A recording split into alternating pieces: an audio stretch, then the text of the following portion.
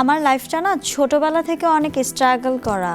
একমাত্র এরকম সিচুয়েশনে মানসিক অবস্থানে যেই ব্যক্তিটা থাকে সেই আসলে আমার অবস্থানটা ফিল করতে পারবে, অন্য কেউ না। কেউ এটাকে তামাশা করছে, কেউ এটাকে হাসি করছে, কেউ এটাকে ট্রোল করছে, কিন্তু ওই মোমেন্টটা আসলে আমার জন্য কি ছিল আজকে হয়তো এই সেটে বসে আমি কথা বলতে পারতাম না। কেন এই পথটাই আপনাকে বেছে নিতে হলো?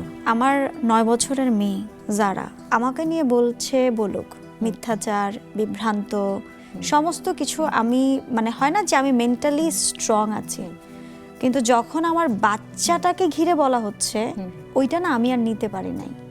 কারণ একদিকে দেখেন আমি সবার ভালোবাসার বর্ষা ছিলাম, আমাকে দেখে বলতো yes I can do it.